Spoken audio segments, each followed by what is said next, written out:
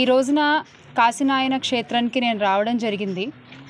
ఎందుకు అనేది మీ అందరికీ తెలుసు. ఈ క్షేత్రంపై ఎలా దాడులు చేస్తున్నారు మీ అందరికీ తెలుసు, మీరు చూస్తున్నారు. నేను చూస్తూ ఊరుకోలేకపోయాను అంతే. అంటే అన్ని దానాల్లోకి అన్నదానం మహా అద్భుతం, మహా గొప్ప దానం అని మనం అందరం చెప్పుకుంటూ ఉంటాం. ఒక మనిషి ఆకలితో ఉంటే ఆ మనిషి ఆకలి తీర్చడం మన కనీస ధర్మం. ఆ ధర్మాన్ని గుర్తెరిగి ఆ ధర్మాన్ని ప్రజల్లోకి ప్రజలింపేలా చేసి అన్నదానం యొక్క గొప్పతనాన్ని ప్రతి ఒక్కరికి తెలిసేలా చేసినటువంటి కాశీనాయన క్షేత్రం పైన ఈ రోజున ఇలా దాడులు చేయడం మాత్రం తగినది కాదు అనేది మా అభిప్రాయం. ఎందుకంటే గతంలో కూడా నేతలందరూ కూడా ఈ అటవీ భూముల్ని మినహాయించాలని చెప్పి ప్రయత్నించారు, కానీ కూల్చివేతల వరకు కూడా తీసుకురాలేదు ఎక్కడా కూడా. ఎంపీ అవినాష్ రెడ్డి గారు కూడా ఆయన కూడా 13 హెక్టార్ల అటవీ శాఖ భూమి నుంచి దీన్ని మినహాయించాలి అని చెప్పి ప్రత్యేక లేఖ అప్పటి అటవీ పర్యావరణ శాఖ మంత్రి భూపేంద్ర యాదవ్ గారికి రాయడం జరిగింది. సమస్యని ఢిల్లీ వరకు తీసుకెళ్ళడం జరిగింది. దానికి మినహాయింపుగా ఈ భూమి ఇచ్చినందుకు గాను దానికి 2 భూమి మేము కూడా మీకు కేటాయించగలము అని చెప్పి ఆయన దీనికోసం ఫైట్ చేయడం జరిగింది.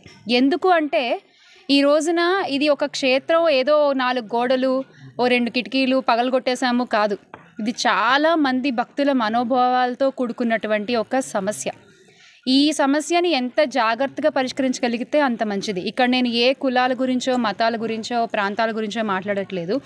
ఆకలి అనేటువంటి అందరికీ సంబంధించిన ఒక అంశం గురించి మాట్లాడుతున్నాను.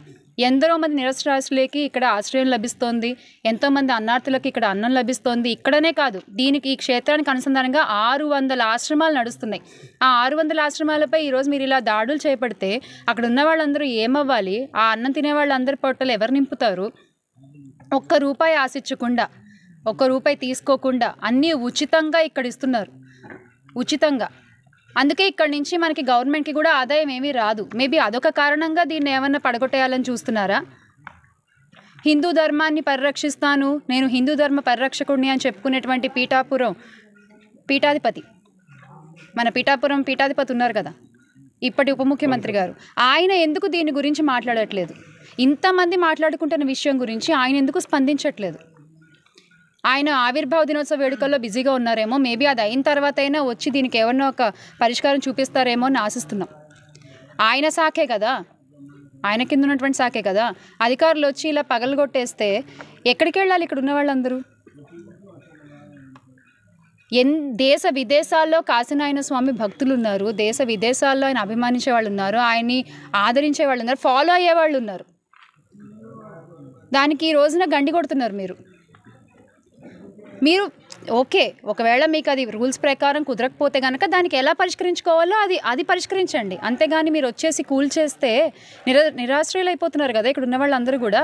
అదొక్కటే మేము చెప్పదలుచుకున్నది.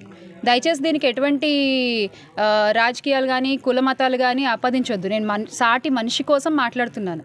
ఆకలి అనేది అందరికీ ఉంటుంది కాబట్టి దాని గురించి మాట్లాడుతున్నాను నేను, అంతే. ఇక్కడ ఇంతర బాబాల్లాగా కాశీనాయన స్వామి ఎప్పుడూ కూడా మ్యాజిక్లు చేయలేదు, జిమ్మిక్కులు చేయలేదు, నాకు ఇంతంత విరాళాలు ఇవ్వండి అని చెప్పలేదు, లావిష్ లైఫ్ ఏది లీడ్ చేయలేదు. సామాన్యుడిగా ఆయన బతికినంతకాలం ఆయన చేతనైనంతలో అన్నదానం అందరికీ చేయించారు. ఎవరు వెళ్ళినా కూడా మన గతంలో చరిత్రలు చూసుకుంటే కోట్ల విజయభాస్కర్ రెడ్డి గారి దగ్గర నుంచి కూడా కాశీనాయన స్వామి గారికి భక్తులు ఉన్నారు. వాళ్ళు వెళ్ళి కలిసినప్పుడు కూడా మీరు నాకు దండాలు పెట్టద్దు, మీరు చేతనైతే 10 మందికి అన్నం పెట్టండి అని చెప్పినటువంటి గొప్ప వ్యక్తి కాశీనాయన స్వామి. మరి ఈ రోజున ఆయన ఆశయానికి గండి పడుతోంది. ఈ రోజున పెద్దలు మాట్లాడాలి, దీని గురించి సంబంధిత అధికారులు ప్రస్తావించాలి, ఒక ధైర్యాన్ని ఇవ్వాలి ఇక్కడ ఉండే వాళ్ళకి. నేను ఈరోజే మీరంతా ఆపేయండి అని అడగట్లేదు. ఒక ధైర్యం, మేము చూసుకుంటామమ్మా అని ఒక ధైర్యం మీరు చెప్పగలిగితే ఇక్కడ ఉండేటువంటి సామాన్యులకు అది చాలా ఉపయోగపడుతుంది.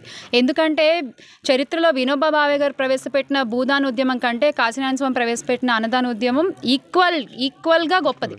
ఖచ్చితంగా మనందరం దానికోసం నిలబడాలి. అందరం చేయి కలిపితేనే ఇది సాధ్యమవుతుంది. దయచేసి మీరు అందరూ కూడా ఈ ఉద్యమంలో, ఈ అన్నదాన ఆగిపోకుండా చూసేటువంటి ఉద్యమంలో కలిసి నడుస్తారని ఆశిస్తున్నాను. జై జగన్.